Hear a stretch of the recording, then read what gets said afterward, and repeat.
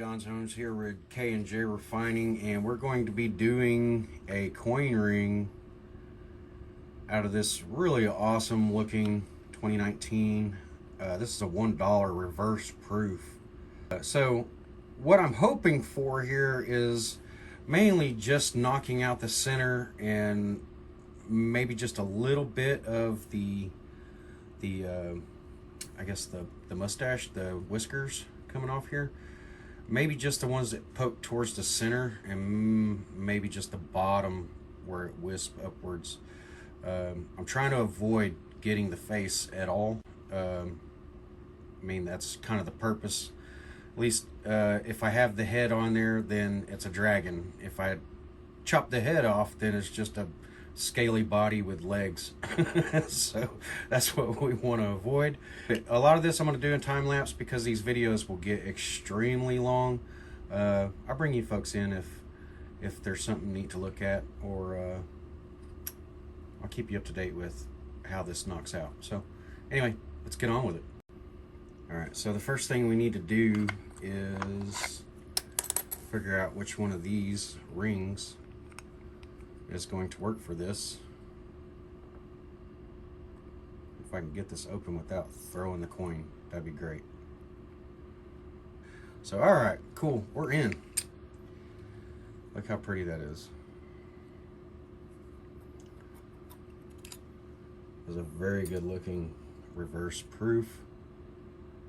Very good looking reverse proof. I hate doing coins like this, but you know, I love doing coins like this. So it's one of those, it's a give and take relationship, really, to be honest with you.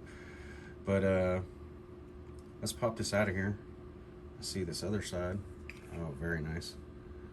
Look at that. That is a nice looking coin. Man, that is a great looking coin. Hopefully I have a ring that'll fit this, and that looks like that's going to be too small. And you also look like you're going to be too small. Alright, so what I have to do is pretty much just freehand this and hope that I get it good and centered, because my little guide rings here, even my biggest one, is a little bit too small for the round. So I guess what I have to do is just get it in here, get it lined up the best I can, pop that center out. I'll bring you guys back here in a second. Alright, so as you can see right there, it looks like I'm going to end up chopping off the very tip of both of the noses. So at least that's all we're going to lose. We still have the head and the body and everything, so we'll try that. And well, I mean, that's all we can do. So let's go.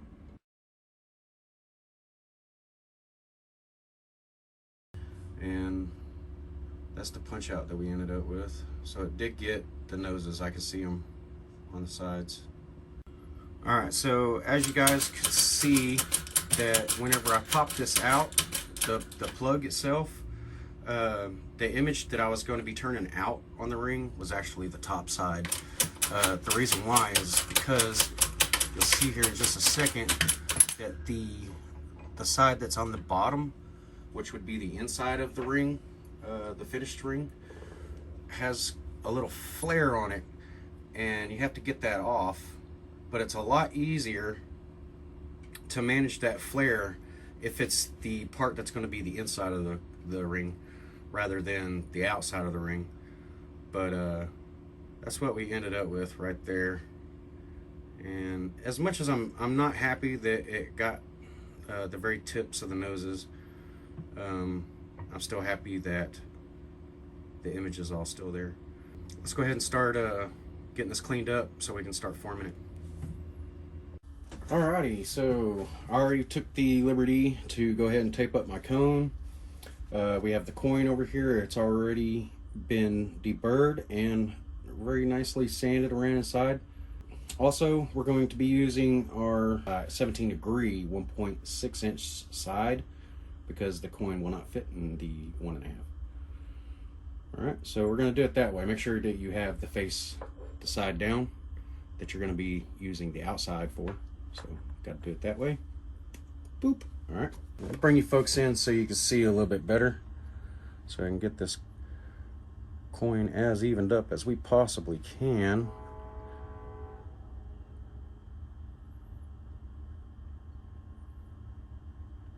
All right. Yeah, that looks good. Let's see, maybe this back edge down a little bit. Yep, that looks good. Looks really good. All right. Sorry about the train. I do live in an area where it is a main hub for BNSF. Sorry about that. All right. I'll go ahead and I'm just going to set this on here very lightly. It evened out the cone itself. Let's make sure our coin is still nice and even all the way around. Yep.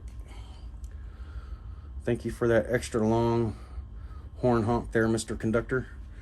All right, so the first push we're going to do on this is going to be just to where the handle bottoms out. Let's go ahead and we're going to push slowly, make sure it doesn't dislodge or get uneven at all. And it looks like it's starting good. Not moving, it's still in the same spot. Let's go all the way to there. All right.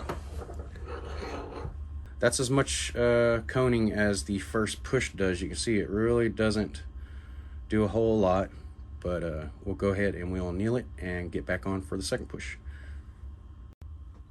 All right, remember to put it side down. That's going to be the inside. And get my little torch set up here.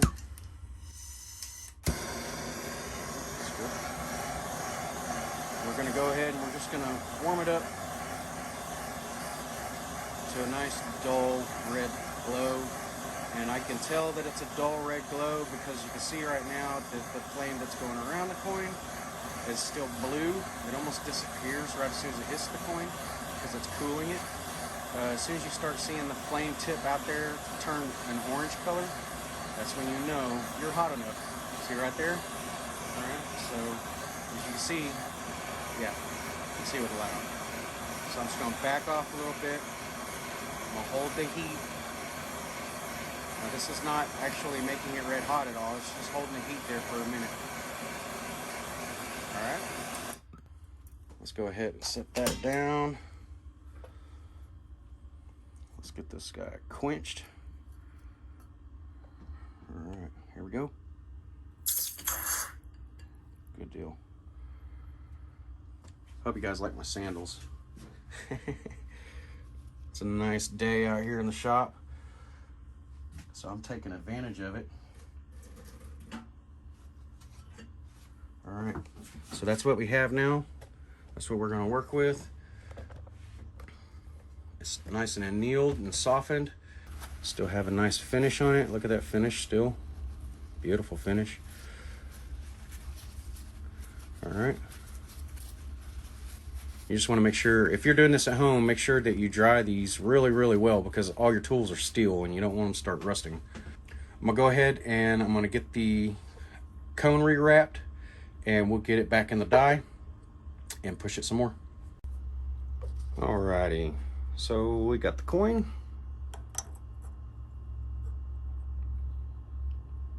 Make sure we're good and flush in there.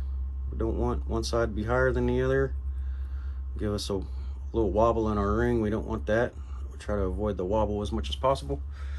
Avoid the wobble as much as possible. All right, so let's go ahead and we're gonna drop this guy back down in there as flat as I could possibly get it without disturbing the coin itself. Let's go ahead and put a plunger on top, just like that. Center that up.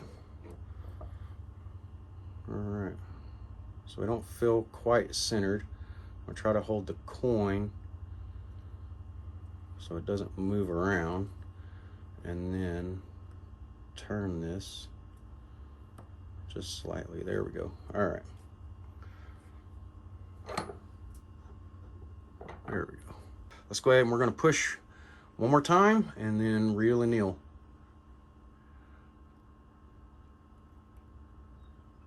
All right, let's stop there.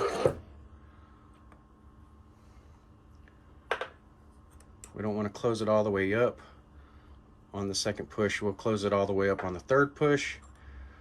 but still have nice detail. It's good and even, and everything inside the ring is safe also. So let's go ahead and anneal again, and then we'll push it all the way down and close it up on the cone. All right, let's go.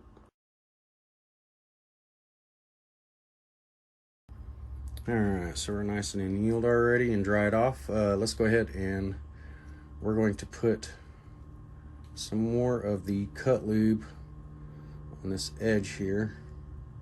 If I can get the coin to stand up properly. I'm reaching around the camera, so it's making it a little awkward.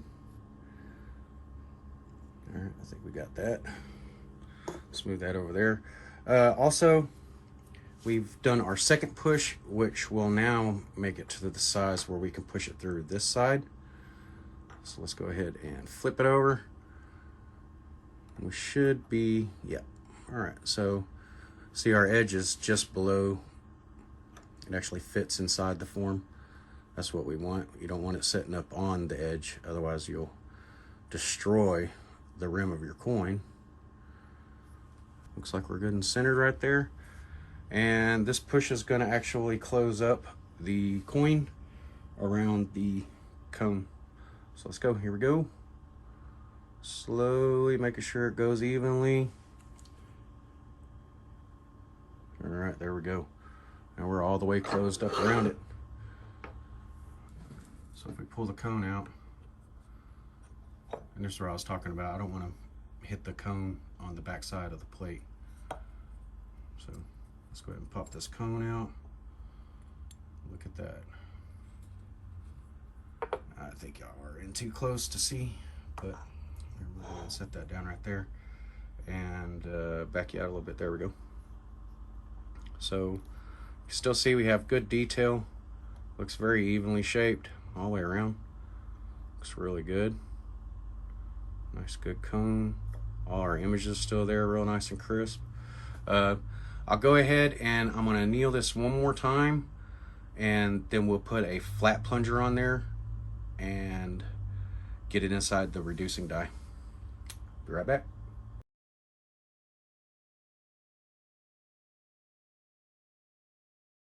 Let's go ahead and set this up, and I'll just give it a little tiny push, just enough to pull the edges down, the rim down around the sides to start pushing into this reducing die. All right, so just gently pushing it down to about there. We don't want to close it up too much because it'll leave it too open. All right.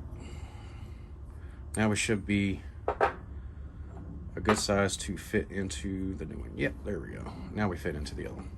Cool. Let me go ahead and put some more tape on this, and we'll get it going again. All right, push it down just a little bit. There we go. Felt the plunger stop. I'm gonna give it a little twist because it'll stick if you don't. There we go. All right.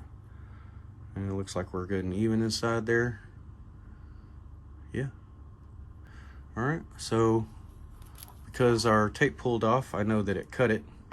So let's go ahead and pop that back out, do some more wraps, and then put it back in, and we'll take the plunger and we'll turn it over and we'll go this way. All right, let's go ahead and we're gonna flip it over. So this is the reeded edge now. See how we got this little bit of a bell shape going on? Let's go ahead and turn it over and get it pushed down. The reason I'm doing this is because I just put it on the sizing mandrel and it's already the size that we need to stop at. So all we're gonna do right now is we're gonna move back over here to this side and get my camera adjusted for you guys. So we're gonna move it back over here and we're just gonna gently, slowly close down the outer rimmed edge of the ring, the coin. Very gently. We do not want to destroy that image. So let's just go right to there and check our profile on the ring. So you can see we closed down the profile of the coin nicely. So let's go ahead and we're going to get that wrap off here and re-anneal it so we can start forming the edges. Alrighty folks, so we've got it annealed again. See how we have a nice bell shape. Alright, and we still have that reverse proof type effect going on there, which I'm pretty pleased with. I can see now that the images are getting a little bit larger, that we actually have a nice dragon's face. This side more so. I think it's the side that was kicked back a little bit further, but we still have the full dragon's bodies and everything, minus just the tip of the face. So I'm pleased with that. So let's go ahead and reduce it down. We're going to use the 17 degree by the 1.4 inch side. So let's go ahead and get it in there and get that rated edge reduced. All right, let's go. Alrighty. Let's go ahead and pop this bad boy in here and get a plunger on top of it. And yes, that was probably, I would say approximately 9.5 miles of plunger's tape. Plenty of tape to protect that image. I really don't want the dragons to be messed up at all. All right, so we're gonna gently compress this to close that reeded edge a little bit. Not too far. Stop right there and see what we have. All right. So it looks like I can tell right now we didn't get into the image at all. We did compress the edge nicely. All right. So while I have it in this shape, before I come down on the edge that we plugged, I'm gonna go ahead and clean the profile on the inside of the edge right here to make it more comfortable for the wearer. And then we'll retape this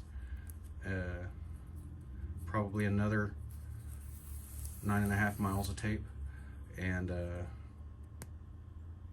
do that cut edge, get it down. Let's go ahead and open this up real quick because I'm interested in seeing. There we go. Very nice. Okay. So it looks like we can still hit our target shape, our target size with the shape that we have. Still got a really nice image. All right, let's get this cleaned up.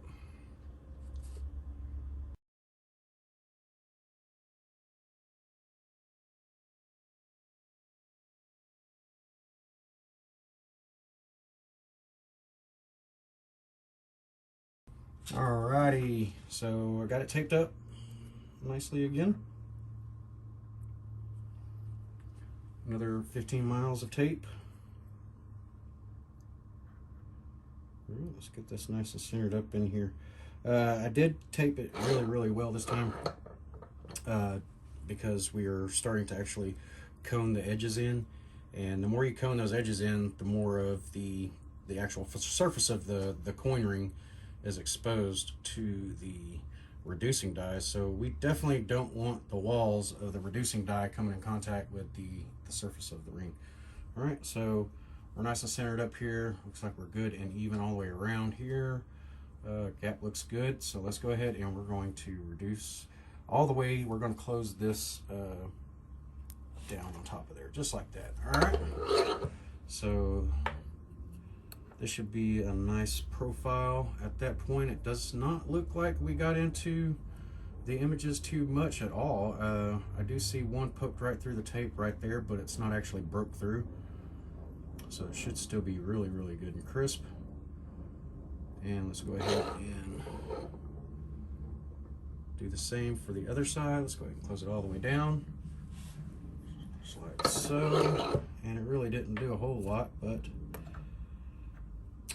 does look even. Now you see this bulge in the center. This is the tape that's being pushed. Whenever I pushed it from this side into the cone like this, the first push, it pushed the tape upward, and then whenever I turned it over and pushed it again, it smashed the tape back to the center. So that's why you have that big hump. So if we unwrap this, it should be actually really uniform in shape. Actually, let's see. See if I can't. There we go.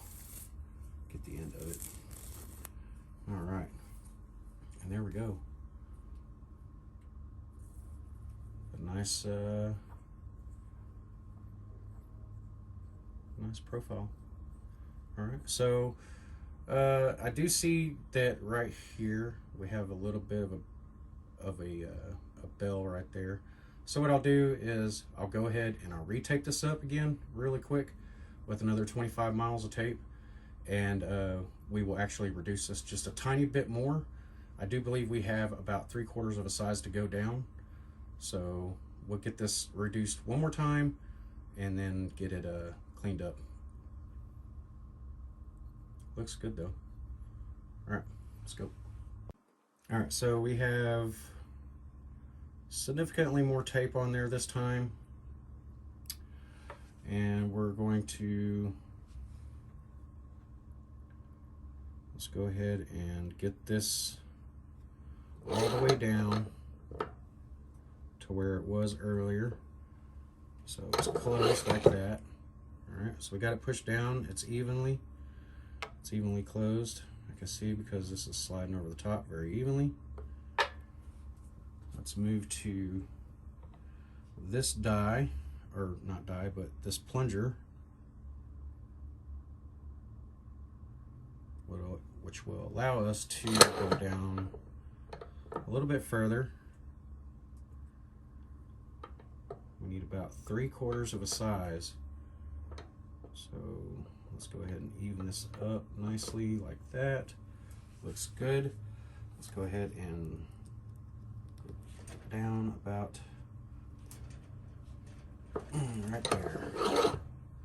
Now that wasn't a whole lot, but it definitely took it down. All right, so let's turn it over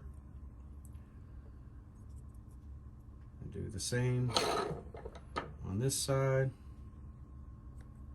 So right about there is where it's nice and flush. So that's what I did with the larger one earlier.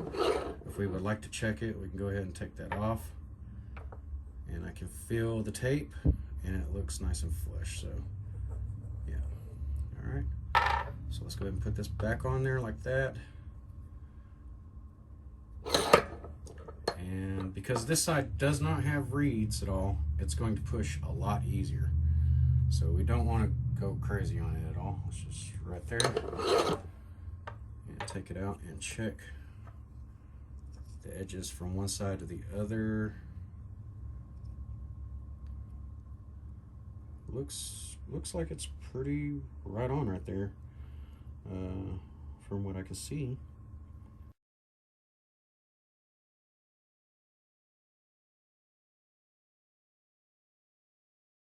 All right, there we go. That's a perfect looking ring right there. Look at that.